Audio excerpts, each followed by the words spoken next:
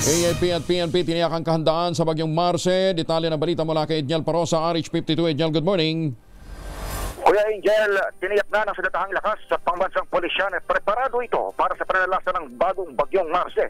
Ayon kay AFP Chief of Staff General Romeo Bernard Jr., naka-prep position na ang relief packs ng gobyerno gamit ang assets ng militar kahit patuloy din ang relief at rehabilitation mula sa mga gupit na bagyong Cristil at Leon.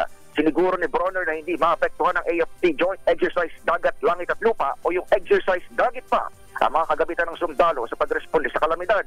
Magugulit ang mismong C-295 plane ng Philippine Air Force na maghatid sana ng tulong sa Batanes ang nasiraan ng ilang araw sa Basco Airport.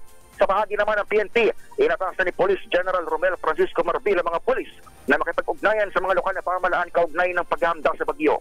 Sabi ni PNP spokesperson, Police Brigadier General Jean Pardo, handang hanay na umalalay sakaling kailanganin ang presensya ng polis sa preemptive evacuation dahil sa bagyo.